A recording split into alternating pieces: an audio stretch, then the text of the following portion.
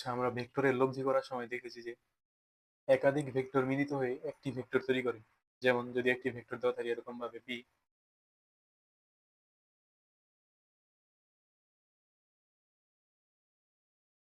আরেকটি ভেক্টর দেওয়া আছে এরকম ভাবে কিউ, তাহলে পি ও কিউ এর ভেক্টরের লব্ধি হবে আর। তাহলে আর যদি কিছু এরকম হয় তাহলে ভেক্টরের লব্ধি আর ইকুয়াল টু হবে ভেক্টর পি প্লাস কিউ। এরকম ভাবে আমরা দেখেছি দুটি ভেক্টর মিলিত হয়ে একটি ভেক্টর তৈরি করে, এটা হচ্ছে ভেক্টরের লব্ধি। তাহলে লব্ধি ভেক্টরের ক্ষেত্রে এখন যদি আমাদের আর দেওয়া থাকে কোনো রকম ভাবে, যদি আর দেওয়া থাকে আর থেকে ভেক্টর পি প্লাস কিউ আমরা অবশ্যই নিয়ে আসতে পারবো। তাহলে দুটি ভেক্টর মিলিত হয়ে একটি ভেক্টর তৈরি করে, এটা হচ্ছে ভেক্টরের লব্ধি। আর যদি আমাদের যে কোনো একটি ভেক্টর দেওয়া থাকে ওই একটি ভেক্টর থেকে যদি আমাদের দুই বা ততোধিক ভেক্টর নিয়ে আসতে হয় তাহলে এই জিনিসটাকে বলা হয় ভেক্টরের উপাংশ। ভেক্টর বিভাজন বা উপাংশ। ভেক্টর বিভাজন কাকে বলে? একটি ভেক্টর দুই বা ততোধিক অংশে বিভক্ত করার পদ্ধতি হচ্ছে ভেক্টর বিভাজন। একটি ভেক্টর দুই বা ততোধিক ততোধিক অংশে বিভক্ত করার পদ্ধতিকে ভেক্টর বিভাজন বলে। ভেক্টর বিভাজন বলে। ভেক্টর বিভাজন বলে। যেমন যে কোনো একটি ভেক্টর যদি আমাদের এরকম ভাবে দেওয়া থাকে, এই যে আমাদের আর ভেক্টর দেওয়া আছে, আর ভেক্টরটিকে আমরা দুটি অংশে বিভক্ত করলাম। এদিকে একটা ভেক্টর নিলাম পি, এদিকে একটা ভেক্টর নিলাম কিউ। তাহলে এই আর ভেক্টরটাকে আমরা যে দুটি অংশে বিভক্ত করলাম পি এবং কিউ, এই বিভক্ত করার পদ্ধতি হচ্ছে ভেক্টর বিভাজন। এবং এই বিভক্ত অংশগুলোকে বলা হয় ভেক্টরের উপাংশ। বিভক্ত অংশগুলোকে বলা হয় ভেক্টরের উপাংশ। বিভক্ত অংশকে ভেক্টরের উপাংশ বলে। ভেক্টরের উপাংশ বলে। উপাংশ বলে। তাহলে একটি ভেক্টরকে দুই বা ততোধিক অংশে বিভক্ত করার পদ্ধতি হচ্ছে ভেক্টর বিভাজন। আর আমরা যে একটি ভেক্টরকে যে একাধিক অংশে দুই বা ততোধিক অংশে বিভক্ত করছি, এই বিভক্ত অংশগুলো বলা হয় ভেক্টরের উপাংশ। তাহলে লম্ব উপাংশ জিনিসটা কি? তাহলে লম্ব উপাংশ ওই জিনিসটা কি, আমরা কি লম্ব উপাংশ। লম্ব উপাংশ। লম্ব উপাংশ জিনিসটা কি, আমাদের এই যে একটা ভেক্টর দেওয়া আছে, ভেক্টরটা নিলাম আর, এই ভেক্টরটাকে আমরা একাধিক অংশে বিভক্ত করবো এবং একাধিক অংশ যদি পরস্পর সমকোণে থাকে, একটা ভেক্টর পি, একটা ভেক্টর কিউ, তারা যদি পরস্পর সমকোণে অর্থাৎ 90 ডিগ্রি থাকে তখন এই জিনিসটাকে বলা হয় লম্ব উপাংশ। তাহলে আমরা এই ভেক্টরের বিভাজন কিভাবে করবো এই জিনিসটা যদি আমরা একটু দেখি। বিভাজন আমরা কিভাবে করবো, যদি আমাদের যে কোনো একটা ভেক্টর দেওয়া থাকে আর, এরকম ভাবে ভেক্টর আর কে আমরা দুটি উপাংশে ভাগ করবো। আনুভূমিক উপাংশ এক্স নিলাম, আনুভূমিক উপাংশ বরাবর এক্স, আর উলম্ব উপাংশ বরাবর নিলাম ওয়াই। যদি আমরা বিন্দু ভাগ করে দিই, এটা যদি ও হয়, এটা এ হয় এবং এটা যদি বি হয়, তো যদি আমরা এখানে এটা মিলিয়ে দিই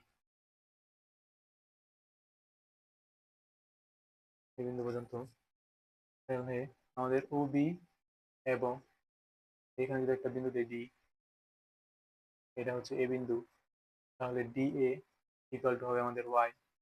আর ও এ ইকুয়াল টু হচ্ছে বিডি ইকুয়াল টু হবে আমাদের এক্স। তাহলে এই অ্যাঙ্গেলটা যদি হয় থিটা, তাহলে কস থিটা ইকুয়াল টু আমরা লিখতে পারি, কস থিটা ইকুয়াল টু আমরা জানি হচ্ছে ভূমি বাই অতিভুজ।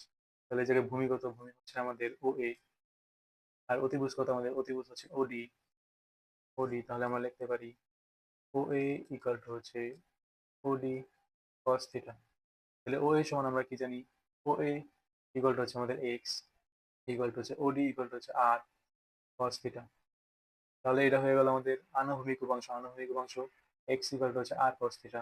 এখন যদি আমরা উলম্ব উপাংশ নেই, উলম্ব উপাংশ যদি আমরা এখানে সাইন থিটা নেই, সাইন থিটা ইকুয়াল টু আমাদের লেখা যায়, সাইন থিটা হচ্ছে আমাদের লম্ব বাই অতিভুজ। তাহলে এই জায়গায় লম্ব হচ্ছে আমাদের এডি আর অতিভুজ হচ্ছে আমাদের ওডি। তাহলে আমরা লিখতে পারছি এডি ইকুয়াল টু হচ্ছে ওডি সাইন থিটা।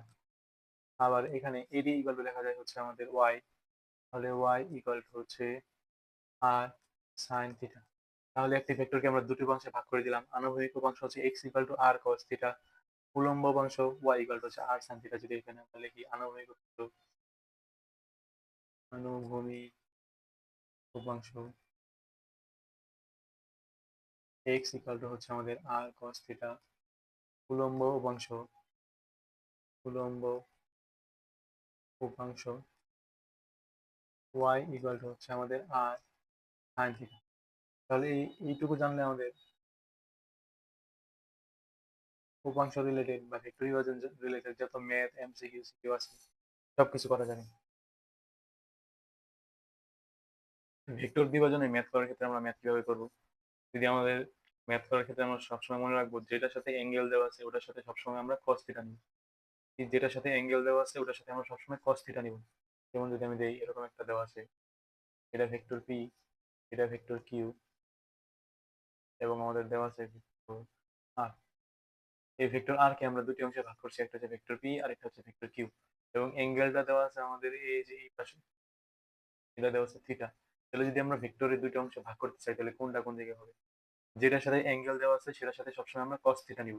তো যেটার সাথে অ্যাঙ্গেল দেওয়া আছে সেটার সাথে যদি আমরা cos নেই, তাহলে এই উলম্ব অংশ হবে আর cos থিটা, আর cos থিটা, আর বাকিটা হবে sin থিটা। তাহলে আনুভূমিক অংশ হবে আর sin থিটা, আর sin থিটা। যদি আবার এরকম দেওয়া থাকে ভেক্টর আর দেওয়া আছে, এই যে ভেক্টর আর দেওয়া আছে, ভেক্টর আর কে দুটো অংশে ভাগ করছি, একটা হচ্ছে আমাদের পি, একটা হচ্ছে আমাদের কিউ, এবং এই জায়গায় এই যে অ্যাঙ্গেলটা দেওয়া আছে সেটা হচ্ছে থিটা। এই ক্ষেত্রে কিরকম হবে? যেটার সাথে অ্যাঙ্গেল সেটার সাথে কস। তো যেটার সাথে অ্যাঙ্গেল সেটার সাথে যদি কস হয় তাহলে আমাদের আনুভূমিক অংশ হবে আর কস থিটা, আর কস থিটা, এবং উলম্ব অংশ হবে আর সাইন থিটা, আর সাইন থিটা। তো ম্যাথ করার সময় সবসময় আমরা এটি মনে রাখবো, যেটার সাথে অ্যাঙ্গেল ওটার সাথে আমরা কস থিটা দিব। তাহলে আমাদের একটা ভেক্টরের মান দেওয়া আছে এ ইকুয়াল টু হচ্ছে 5 নিউটন এবং অ্যাঙ্গেল দেওয়া আছে 30 ডিগ্রি। তাহলে আমাদের বলা হয়েছে যে এ ভেক্টরের উলম্ব এবং আনুভূমিক উপাংশ নির্ণয় করো। তাহলে উপাংশ নির্ণয়ের ক্ষেত্রে আমরা কি জানি? যেটার সাথে অ্যাঙ্গেল ওটার সাথে আমরা cos থিটা দিব। তাহলে এটার সাথে অ্যাঙ্গেল, তাহলে এটার সাথে আমরা cos থিটা যদি দেই তাহলে এখানে হবে a vector a cos theta, আর বাকিটা হবে sin থিটা। তাহলে এটা হবে ভেক্টর a sin থিটা। সে x অক্ষ বরাবর বা আনুভূমিক উপাংশ হচ্ছে আমাদের a sin থিটা। তাহলে x অক্ষ বরাবর বা আনুভূমিক উপাংশ হচ্ছে a sin থিটা, তাহলে sin থিটা। তাহলে a এর মান দেওয়া আছে 5, তাহলে 5 sin 30 ডিগ্রি। এটা হবে আমাদের i হেড, যেহেতু x অক্ষ বরাবর। তাহলে এটার মান আমরা পাবো হচ্ছে 5 sin 30, 5/2 বা 2.5। এটা হচ্ছে আমাদের 5/2 i হেড। y অক্ষ বরাবর আমরা মান পাবো হচ্ছে আমাদের a cos থিটা। তাহলে vector a cos theta, cos theta.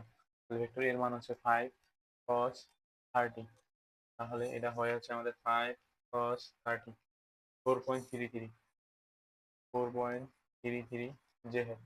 যদি আমি আবার ম্যাথটা রিভিউ করি, যেটার সাথে অ্যাঙ্গেল ওইটার সাথে হবে cos। তাহলে 30 সাথে অ্যাঙ্গেল 30 ডিগ্রি দেওয়া আছে, তাহলে যেটার সাথে অ্যাঙ্গেল দেওয়া আছে সেটার সাথে আমি cos নিলাম। তাহলে উলম্ব উপাংশ হচ্ছে আমাদের a cos থিটা, আর আনুভূমিক উপাংশ যেটা বাকি থাকবে সেটা হচ্ছে sin, তাহলে a sin থিটা। তাহলে আনুভূমিক উপাংশ হচ্ছে আমাদের a sin থিটা, মানগুলো বসালাম। আর এই জায়গায় i হেডটা কই থেকে আসলো? i হেডটা হচ্ছে আমাদের আনুভূমিক উপাংশ বরাবর একক ভেক্টর হচ্ছে i, তাই i, আর উলম্ব বরাবর একক ভেক্টর হচ্ছে j, তাই এখানে j দিয়েছি। আর একটা ম্যাথ যদি আমরা দেখি, আচ্ছা এই ম্যাথটা যদি আমরা দেখি, ভেক্টর a ইকুয়াল টু দেওয়া আছে 10 নিউটন এবং ভেক্টর b ইকুয়াল টু দেওয়া আছে 5 নিউটন। তাহলে ক্ষেত্রে আমাদের বাই করতে বলছে যে ভেক্টর a এবং b এর আনুভূমিক এবং উলম্ব উপাংশ নির্ণয় করতে বলছে। তাহলে এটাতে আমরা কি করব? যেটার সাথে অ্যাঙ্গেল ওটার সাথে আমরা cos দিব। তাহলে ভেক্টর a এর ক্ষেত্রে যদি আমরা নির্ণয় করি, ভেক্টর a এর ক্ষেত্রে যদি আমরা দেই, তাহলে আমাদের আনুভূমিক এটার সাথে আছে 30 ডিগ্রি। তাহলে a বরাবর হবে আমাদের a cos 30 degree, a cos 30 degree, আর বাকিটার সাথে সাইন। তাহলে এই জায়গায় হবে আমাদের a sin 30 ডিগ্রি। তাহলে যদি আমরা দেই x অক্ষ বরাবর হবে আমাদের a cos 30 ডিগ্রি, এবং এর মান দেওয়া হচ্ছে 10, তাহলে 10 cos 30। তাহলে এর মান আসে হচ্ছে আমাদের 10 cos 30, 8.66, 8.66 আই হেড নিউটন। আর উলম্ব উলম্ব বরাবর উপাংশ হবে y ইকুয়াল টু হচ্ছে আমাদের a sin 30 degree, a sin 30 degree. তাহলে এর মান দেওয়া হচ্ছে 10, এই জায়গায় হচ্ছে sin 30 ডিগ্রি। তাহলে এই জায়গায় আছে 10 sin 30, 10 sin 30, জায়গায় হচ্ছে আমাদের 5 5 জে হেড নিউটন। এটা হচ্ছে আমাদের ভেক্টর এ এর ক্ষেত্রে গেল। এখন যদি আমরা বি এর ক্ষেত্রে নির্ণয় বি, আচ্ছা বিটা আমাদের সরাসরি y অক্ষের উপর অবস্থিত আছে, ঋণাত্মক y অক্ষের উপর অবস্থিত আছে, ঋণাত্মক y অক্ষের উপর অবস্থিত। তাহলে এটা বোঝা যাচ্ছে যে এটা -5 জে হেড হবে, যেহেতু ঋণাত্মক y অক্ষের উপর অবস্থিত। তাহলে -5 জে হেড ক্ষেত্রে বোঝা যাচ্ছে যে এখানে ভেক্টর বি y অক্ষের উপর অবস্থিত এবং নেগেটিভ y অক্ষের উপর অবস্থিত। তাহলে নেগেটিভ y অক্ষের উপর অবস্থিত থাকায় এটা যদি আমরা লিখি ভেক্টর বি ইকুয়াল টু হবে -5 J head Newton. -5 J head কেন? এর ওয়াই অক্ষের উপর অবস্থিত তাই জে দিলাম, আর ঋণাত্মক ওয়াই অক্ষের উপর অবস্থিত সে সামনে একটা মাইনাস দিলাম। ঠিক আছে, ধন্যবাদ।